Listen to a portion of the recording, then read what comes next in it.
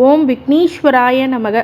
குலதெய்வமான ஸ்ரீ பொன்னம்பல சுவாமி, ஸ்ரீ பொன்முத்து கருப்பண சுவாமி, அங்காள பரமேஸ்வரி, பாப்பாத்தியம்மன் துணையுடன் இந்த நாள் இனிய நாளாக அமைய அனைவரின் அவரவர் குலதெய்வம் காத்து அருள் பாலித்து பிரம்மாண்ட வெற்றியை கொடுக்க வணங்குகின்றேன்.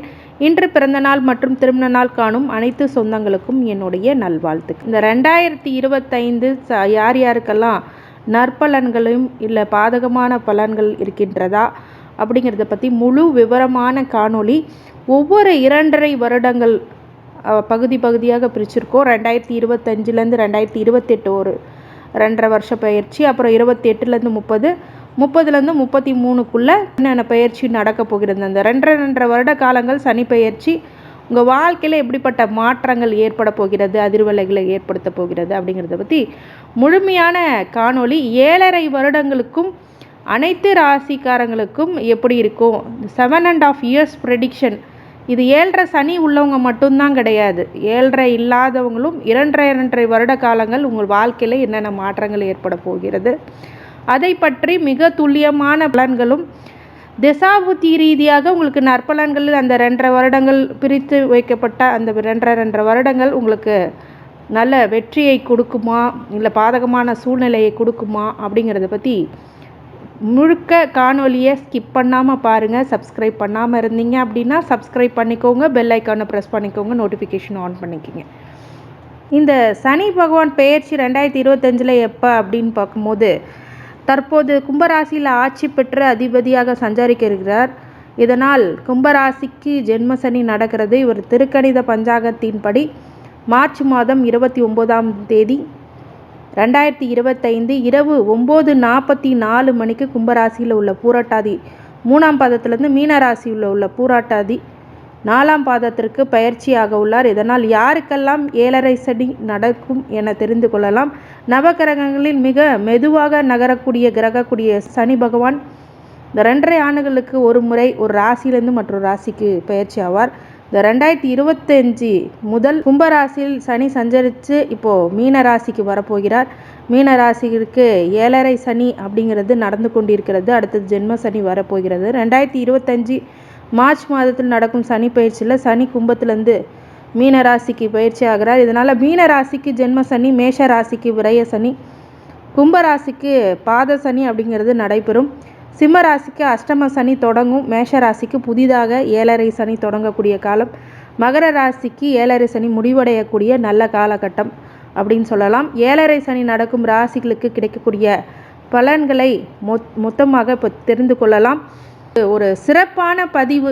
7.5 வருடங்களுக்கும் உங்களுக்கு நல்ல பலன்கள் என்னென்ன இருக்குது. ஏன்னா 7.5 சனி நடந்தால் தான் 7.5 வருஷ பலன்கள் சொல்லணும் இல்லை. ஒவ்வொரு 2.5 வருஷத்துக்கும் சனியோடைய தாக்கங்கள் ஒவ்வொரு இப்போ ஜென்ம சனினா முதல் இடத்துக்கு வந்தாலும் 2வது இடத்துக்கு வந்தாலும் 3வது இடத்துக்கு வந்தாலும் 4வது இடத்துக்கு வந்தாலும் ஒவ்வொரு இடத்துக்கும் 2.5 வருட காலங்கள் சனி பயிற்சி ஆகிறார். அப்புறம் ஒவ்வொரு ராசிக்கும் என்ன 2.5 வருஷம் 2 வருஷம் என்ன நடக்க போகுதுன்னு மொத்த 7.5 வருட பலன்கள் எந்த ஒரு அஸ்ட்ராலஜரும் போட மாட்டாங்க அவ்வளோ சீக்கிரமாக. அவ்வளோ வருஷ பலனை உங்களுக்கு ஒரே பதிவாக கொடுக்கறது அப்படிங்கிறதுனால நீங்கள் இதை தெரிஞ்சு வச்சுக்கோங்க. மிகப்பெரிய நன்மை பலன்கள் உங்களுக்கு ஏற்படும். இதனால் ப்ரீ பிளான் பண்ணி உங்கள் வாழ்க்கையில் ஒரு செக்யூர்டை நீங்கள் உருவாக்கிக்கலாம். இந்த காலகட்டங்களில் அமைதியாக இருக்கணும், இந்த காலகட்டங்களில் எப்படி நடந்துக்கணும் அப்படிங்கிறத பற்றி முழுசாக பார்க்கலாம்.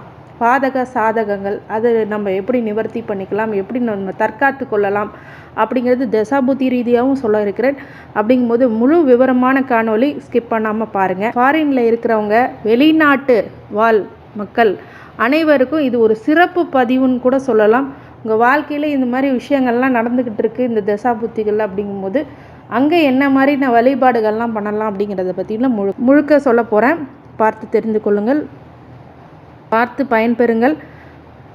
வாட்டி எங்கள் சேனலை பார்க்குறீங்க அப்படின்னா கண்டிப்பாக சப்ஸ்கிரைப் பண்ணி உங்களுடைய உற்றார் உறவினர்கள் நண்பர்கள் அனைவருக்கும் பகிர்ந்து பயன் தருமாறு கேட்டுக்கொள்கின்றேன். இதனால் ஒரு சின்ன ஒரு உதவியாகவும் அவங்களுக்கு இருக்கலாம், மிகப்பெரிய உதவியாகவும் அவங்களுக்கு கண்டிப்பாக இருக்கும் அப்படின்னு சொல்லி இந்த காணொலியை ஆரம்பிக்கிறேன். மேஷ ராசி கார்த்திகை நட்சத்திரம். இந்த கார்த்திகை நட்சத்திரத்துக்காரங்களுக்கு மேஷ ராசி அன்பர்களுக்கு எல்லாமே 7.5 சனி அப்படிங்கிறது ஆரம்பிக்கிறது ஒரு பக்கம் உங்களுக்கு மிகப்பெரிய ஒரு ஒரு சில மருத்தங்களும் அதிர்வலைகளும் அதிர்ச்சி விட்டு சில விஷயங்களிலும் உங்களுக்கு ஆட்படுத்தி கொண்டிருக்கிறது.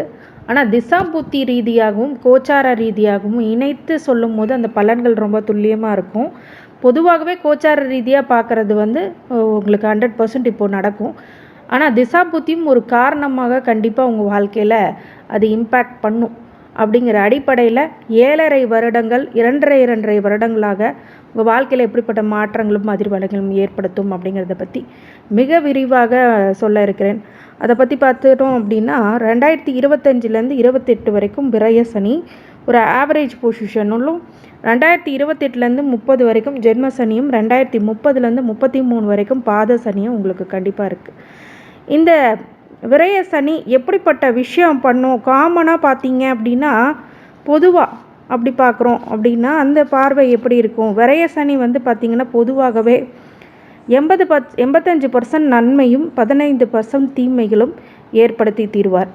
இந்த காலகட்டங்களில் அதிகமாக கடன் வாங்கக்கூடிய நிலை அப்படிங்கிறது கண்டிப்பாக உருவாகும். வரவுக்கு ஏற்ற செலவுகளும் அதன் மீறிய செலவுகளும் கண்டிப்பாக இருக்கும்.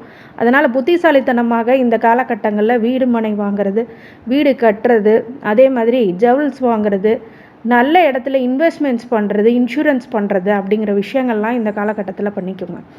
அப்போ மிகப்பெரிய ஒரு நல்ல டபுளுக்கு ட்ரிபிள் ஆகிற இன்வெஸ்ட்மெண்ட்ஸும் இந்த காலகட்டத்தில் நிறைய பேர்த்துக்கு விரய சனியில் நடந்திருக்கு. விரய சனியில் நீங்கள் திருமணம் பண்ணாலும் சரி, இல்லை ஒரு குழந்தை பாக்கியமாக இருந்தாலும் சரி, ஒரு கிரகப்பிரவேசம் பண்ணுறீங்கனாலும் சரி, அது காலகாலமாக உங்கள் வாழ்க்கையில் நல்லபடியாக தொடர்ந்து உங்களுடைய சந்ததிக்கே இந்த சொத்துக்களும் பராமரிப்புகளும் கண்டிப்பாக அவங்கள போய் சேரும்.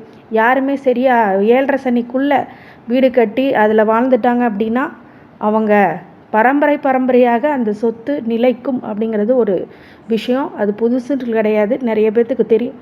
தெரியாதவங்க தெரிஞ்சுக்கோங்க. இந்த மாதிரி விஷயங்களில் நீங்கள் நன்மை தீமைகளை பார்க்கும்போது 85% நன்மைகளும் 15% தீமைகளும் இருக்கும். இல்லை நான் இதெல்லாம் பண்ணலைங்க அப்போனா எனக்கு என்ன நடக்கும்?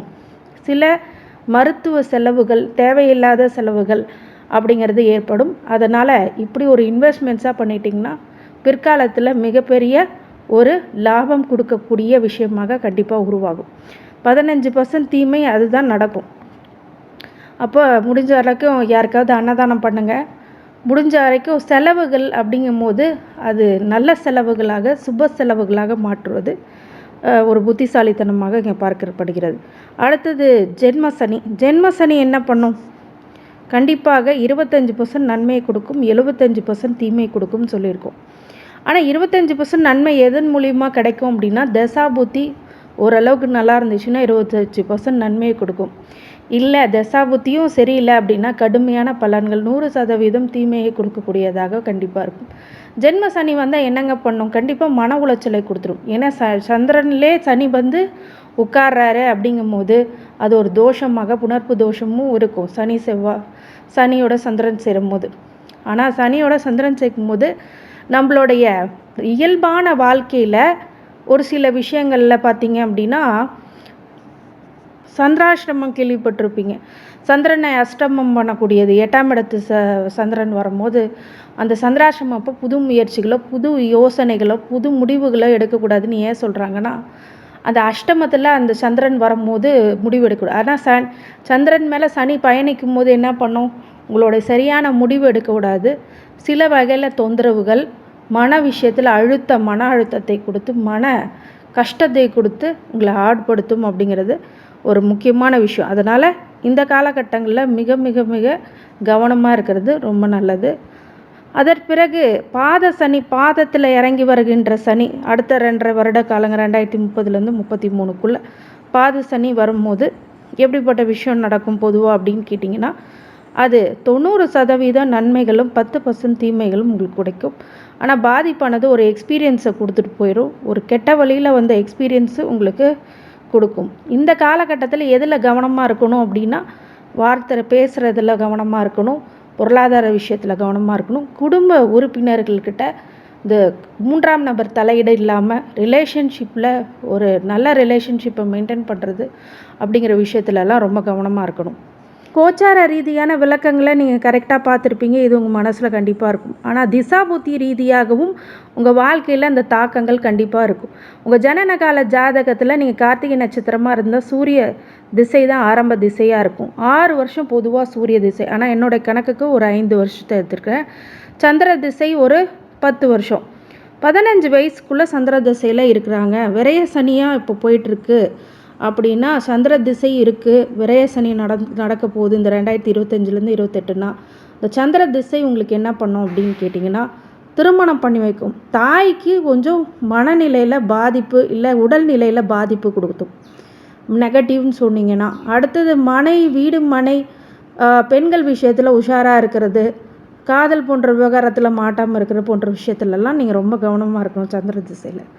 சந்திர திசை ஒரு அருமையான கிரகம். அந்த கிரகத்தில் சந்திரன் விரய சனி போயிட்டு இருக்கும்போது சில பேருக்கு திருமணம் போன்ற விஷயங்களை நடத்தி வைக்கும். அதே மாதிரி குழந்தை பாக்கியம் இல்லாதவர்களுக்கு அந்த காலகட்டத்தில் படிப்பு விஷயந்தான் சந்திர திசையில் பார்ப்பாங்க. படிப்பு மேல் நாட்டுக்கு செல்லக்கூடிய விஷயங்களும் நடக்கும். ஒரு சில பேர் வெளிநாடு பயணம் பண்ணுவாங்க. ஊர் விட்டு ஊர் செல்லுதல் அப்படிங்கிற சந்திர திசையில் கண்டிப்பாக நடக்கும். சில பேர் கண்ட்ரி விட்டு கண்ட்ரி போவாங்க. இந்த மாதிரி விஷயங்கள்லாம் நடக்கும். ஃபாரினில் இருக்கிறவங்க சில பேர் தன்னோட சொந்த நாட்டுக்கு தாய் நாட்டுக்கு வரக்கூடிய சூழ்நிலையும் இந்த சந்திர திசை 15 வயசுக்குள்ளே உள்ளவங்களுக்கு நடக்கும். படிப்பு விஷயத்தில் ரொம்ப கவனமாக இருக்கணும். விரைய சனியில் நிறைய படிப்புக்கு செலவு பண்ணி சில இடத்துல தோல்வியுறக்கூடிய விஷயங்கள் இருக்கிறதுனால கொஞ்சம் படிப்பில் கான்சன்ட்ரேட் பண்ணுங்கள். விளையாட்டுத்தனமாக ஒரு சில விஷயங்களை விட்டுறக்கூடாது. அந்த சந்திர திசையில் நீங்கள் பார்த்துக்கணும். செவ்வாய் திசை 15லேருந்து 21 வயசு வரைக்கும் கடுமையான செவ்வாய் திசை விரைய சனிக்கு ஒரு ஆகாத திசை. சந்திர திசையில் இப்போ விரைய சனி பார்த்தோம். அடுத்து ஜென்ம சனியில் சந்திர திசைன்னு சொல்லும் போது கண்டிப்பாக மிக மிக கவனமாக இருக்கணும். தாயாரோடைய உடல்நிலையிலும் வீடு மனை யோகத்தில் கொஞ்சம் ஜாக்கிரதையாக, ப்ராப்பர்ட்டிஸ் விஷயத்தில், டாக்குமெண்டேஷன் விஷயத்தில் ரொம்ப ரொம்ப ரொம்ப கவனமாக இருக்கக்கூடிய காலகட்டங்கள். ஜென்ம சனியில் நிறைய டிஸ்டர்ப் பண்ணுவாங்க மனசை. சந்திரன் தசையில் ஜென்ம சனி போயிட்டு இருந்தாலே பொதுவாகவே பயங்கரமான டிஸ்டர்பன்ஸ் கொடுக்கும். பொதுவாகவே ஜென்ம சனி டிஸ்டர்ப் பண்ணும், சந்திர திசையில் மிகப்பெரிய அளவில் டிஸ்டர்ப் பண்ணும். அதனால் திங்கக்கிழமை சிவ வழிபாடு பண்ணுங்கள். இல்லை அமைதியாக போய் ஒரு மெடிடேஷன் பண்ணிக்கோங்க, அது ரொம்ப நன்மையை கொடுக்கும். அதே மாதிரி ஆன்மீக விஷயத்தில் கொஞ்சம் உங்களுடைய கவனத்தை செலுத்துறது ரொம்ப நல்லது. சந்திர திசையில் பாத சனி நடந்துகிட்ருக்கு. 2030 சில பேருக்கு 33 வரைக்கும் பாத சனியில் சந்திர திசை வந்துக்கிட்டு இருக்கு அப்படின்னு கேட்டிங்கன்னா இப்போ ஓரளவுக்கு மீண்டு வருவீங்க. ஆனாலும் ஒரு சில மன வலிகளும் மன குமுறல்களையும் காதலர்களால் கணவன் மனைவிக்குள் ஒரு சில பிரச்சனைகளை பொருளாதார விஷயத்தில் ஒரு சிறு அடி அப்படிங்கிறதெல்லாம் கொடுக்கும். இந்த காலகட்டத்தில் பேச்சில் நிதானம் தேவை, கவனம் தேவை. மேலதிகாரிகளோட பிரச்சனைகள் அப்படிங்கிறதெல்லாம் அதிகரிக்கக்கூடும். அடுத்தது செவ்வாய் திசையில் விரைய சனியில் பார்த்தீங்க அப்படின்னா ஹாஸ்பிட்டலேஷன் செலவு, சில பேருக்கு வண்டி வாகனங்களை ரொம்ப ரொம்ப ரொம்ப கவனமாக இருக்கணும் இந்த காலகட்டங்களில். சில பேருக்கு ஆப்ரேஷன்ஸை போன்ற விஷயங்கள், அறுவை சிகிச்சை நடக்கும். அதனால் செவ்வாய் திசையில் பொதுவாகவே முருகன் வழிபாடு பண்ணுங்கள். விரைய சனி கொஞ்சம் கட்டுப்புள் இருக்கும். செவ்வாய் திசையில் விரைய சனியில் இப்படி ஒரு வீடு மனை வாங்கக்கூடிய விஷயங்களை திருமணம் போன்றது செஞ்சு வச்சிரும். ஜென்ம சனியில் பார்த்தீங்க அப்படின்னா செவ்வாய் திசை நடக்குது அப்படின்னு கேட்டிங்கன்னா கண்டிப்பாக வாழ்க்கையில் மிகப்பெரிய ஒரு தாக்கங்களை ஏற்படுத்தி ஒரு கஷ்டத்தையும் கொடுத்து அதன் மூலியமாக ஒரு லாபத்தையும் கண்டிப்பாக கொடுத்துரும் எல்லா துறையில் இருக்கவங்களும். பாத சனியில் செவ்வாய் திசை வருது அப்படின்னு கேட்டிங்கன்னா இந்த காலகட்டங்கள் உங்களுக்கு மிக மிக மிக மிக கவனமாக இருக்கணும். எல்லா வகையிலும் குடும்பத்தில் பிரச்சனை, குழப்பங்கள், ப்ராப்ளம்ஸ், ஹஸ்பண்ட் அண்ட் ஒய்ஃப்குள்ளே, குழந்தைக்குள்ளே, சகோதர சகோதரிகளுக்குள்ளே, சகோதரிகள்னால இன்வெஸ்ட்மெண்ட் பண்ணோம் அது வீணாக போயிடுச்சு, இல்லை அவங்க ஏமாற்றிட்டாங்க, இல்லை அவங்க மூலிமா நான் ஏமாந்துட்டேன் அப்படிங்கிற விஷயம்லாம் செவ்வாய் திசையில் உருவாயிடும். அதனால் அதில் ரொம்ப கவனமாக இருக்கணும். அடுத்தது ராகு திசை 21 வயசுலேருந்து 39 வயசு வரைக்கும். இந்த ராகு திசையில் விரைய சனி நடக்குது அப்படின்னா மிகப்பெரிய மன உளைச்சலை ஏற்படுத்தக்கூடிய திசையாக இந்த ராகு திசை விரைய சனியில் இருக்கும். நிறைய நஷ்டங்களையும் கஷ்டங்களையும் ஏற்படுத்தும். ராகு உங்களுக்கு நல்ல நிலைமையில் இருந்தால் மட்டும்தான் விரைய சனி நிறைய ஸ்டேட்டஸ் ரெகக்னேஷன் அப்படிங்கிறது கொடுக்கும். ஒருவேளை உங்களோட ஜாதகத்தில் சுபத்துவ ராகுவா இல்லை அப்படின்னா பிரச்சனைகளை அதிகமாக கொடுத்துரும். ராகு திசையை பற்றி உங்களுக்கு பதிவை நான் கீழே போடுறேன். அதை பற்றி டீட்டெயிலாக நீங்கள் பார்த்துக்கலாம். அடுத்தது ஜென்ம சனியாக ராகு திசையில் நடக்குதுன்னா கொஞ்சம் கவனமாக இருக்கணும். அனைத்து வகையிலுமே ரொம்ப கவனமாக இருக்கணும். பாத சனி ராகு திசையில் மிகப்பெரிய பிரச்சனைகளிலிருந்து விடுபடக்கூடிய காலகட்டமாக அந்த ராகு திசை உங்களுக்கு பயன்படுத்திடும். ஆனால் பாம்பு கனவு, பாம்பு நேரில் வர்றது, கடிக்கிறது போன்ற விஷயங்கள்லாம் ஒரு சில பேர்த்துக்கு நடக்கும். ராகு சுபத்துவம் இல்லாமல் அசுபத்துவமாக இருக்கக்கூடிய ஜாதகத்தில் ராகு திசையில் கண்டிப்பாக ரொம்ப மனக்குழப்பமும் பிரச்சனைகளும் அப்படி ஏற்படுத்துறதுனால காளி வழிபாடு ரொம்ப நல்லது. அடுத்தது குரு திசை 39 வயசுலேருந்து 55 வயசில் உள்ளவங்களுக்கு நடக்கும். விரயமும் ஜென்மமும் பாத சனியாக குரு திசையில் வரும்போது நல்ல சுபத்துவ குருவாக உங்கள் ஜாதகத்தில் இருக்குது அப்படின்னா உங்களுக்கு நன்மை ஏற்படும். திருமணமாகாதவங்களுக்கு திருமணமாகும், லேட் மேரேஜ் ஆகும், செகண்ட் மேரேஜுக்கு வெயிட் பண்ணுறவங்களுக்கு செகண்ட் மேரேஜ் நடக்கும். மிகப்பெரிய நல்ல பலன்களில் அந்த குரு திசையில் உங்களுக்கு கண்டிப்பாக கொடுத்தே தீருவார். ஆனால் ஜென்ம சனியில் மட்டும் குரு திசையில் கொஞ்சம் கவனமாக இருக்க வேண்டும். கௌரவ பிரச்சனைகள் அப்படிங்கிறதெல்லாம் வரும். கடன் தொல்லை, ப்ராப்ளம்ஸ் அப்படிங்கிறது அதிகமாக கொடுக்கும். இருந்தாலும் அதுலேருந்து மீண்டு வருவீங்க. அடுத்தது சனி திசை 55 வயசுலேருந்து 74 ஒரு லக்னத்தை பொறுத்து சனி திசை நன்மையா தீமையான்னு சொன்னீங்கன்னா மேஷத்துக்கு பொறுத்த வரைக்கும் சனி ஒரு நல்லது பண்ணாது. இருந்தாலும் மேஷ லக்னமாக விருச்சக லக்னமாக தான் அந்த ப்ராப்ளம். வேறு லக்னமாக இருந்துச்சுன்னா இந்த விரய சனி, ஜென்ம சனி, பாத சனி சுபத்துவ சனியாக இருக்கும்போது ஜென்ம சனி மட்டும்தான் பாதிப்பை கொடுக்கும். விரய சனி, பாத சனி நன்மையை மட்டுமே கொடுக்கும். சில பேர்த்துக்கு இந்த காலகட்டங்களில் இந்த சனி திசையில் அசுப சனியாக இருக்கும்போது கண்டிப்பாக ஒரு மன உளைச்சலும் தீராத ஒரு ப்ராப்ளம்ஸ், அதாவது தீராத ஒரு கடன் தொல்லைகள், அப்புறம் இண்டஸ்ட்ரீஸ் ஏற்படுத்தக்கூடிய ஒரு சில விஷயங்கள், நிறைய தொழிற் கூடங்களை நடத்தக்கூடியவர்களாக கண்டிப்பாக அந்த சனி திசை உருவாக்கி கொடுக்கும். சனி திசையில் விரய சனி மிகப்பெரிய ஒரு மாற்றங்களும் உங்களோட மகளுக்கு நல்ல ஒரு திருமணம் செய்து வைக்கக்கூடிய நிலையும் கண்டிப்பாக உருவாகும். சனி திசையில் ஜென்ம சனியில் மட்டும் கவனமாக இருங்க. விரய சனி, பாத சனியில் சனி நல்ல சுபத்துவ சனியாக இருந்தால் மட்டும் நன்மைகள் அதிகமாக நடக்கும். ஒருவேளை அசுப சுபமான சனி இருந்ததுன்னா மிகப்பெரிய ஒரு கஷ்டத்தை தான் அது கொடுக்கும். அதனால் சனி திசையில் ரொம்ப கவனமாக இருக்கணும். தினமும் ஆஞ்சநேயரையும் விநாயகர் வழிபாடு மிகப்பெரிய உசிதத்தை கொடுக்கும். புதன் திசை 74 வயசுலேருந்து 91 வயசு வரைக்கும் இந்த காலகட்டங்களில் விரய ஜென்ம பாத சனி எதுவாக இருந்தாலும் உடல்நிலையில் பாதிப்பு, மனசுக்கு பிடிக்காத சில விஷயங்களில் தவிர்க்கிறது அப்படிங்கிறது ரொம்ப நன்மையை ஏற்படுத்தும். அப்படிங்கிறதுனால இந்த புதன் திசை கோர்ட் வழக்கு, வம்பு வழக்கெல்லாம் வரக்கூடியதாக இருக்கிறதுனால கவனமாக இருக்கணும். பையன் பிள்ளைங்க குழந்தைங்கள் வழியில் ஒரு சில மாற்றங்கள் கண்டிப்பாக உண்டு. அவங்களால ஒரு சில சின்ன மகிழ்ச்சி ஏற்படும். இதனால் புதன் திசையிலையும் நீங்கள் ரொம்ப கவனமாக இருக்கக்கூடிய காலகட்டம். உடலை ஆரோக்கியமாக பார்த்துக்கோங்க. கடன் தொல்லைகள் இருக்கக்கூடிய விஷயங்களில் இருக்கும். ஒரு சில மன உளைச்சல்களும் வீட்டில் இருக்கும். அதெல்லாம் தவிர்த்து வருவது நல்லது. கேது திசை 91 வயசுலேருந்து 98 வயசு வரைக்கும் இந்த காலகட்டங்கள் ரொம்ப கஷ்டமான காலகட்டம். அதை நகர்த்தி வர்றது ஒரு சாமர்த்தியம். இந்த காலகட்டத்தில் கார்த்திகை நட்சத்திரத்துக்காரங்களுக்கு கொஞ்சம் எல்லா வகையிலுமே யோசித்து செயல்படக்கூடிய விஷயங்களும் நிதானமாக இழக்கக்கூடியதாக இருக்கிறதுனால பெரிய பாதிப்புகளை ஏற்படுத்தினாலும் தெய்வ வழிபாடு ஒரு முன்னேற்றத்தை கொடுக்கும். இந்த கார்த்திகை நட்சத்திரத்துக்காரங்களுக்கு அனைத்து ஐஸ்வர்யங்களும் சகல சௌபாக்கியங்களும் மன நிம்மதியும் ஆரோக்கியத்தை கொடுக்க வேண்டும் என்று பெருமாள் மகேஸ்வரனை வேண்டி வணங்குகின்றேன். வாழ்க வளமுடன். திருச்சிற்றம்பலம்.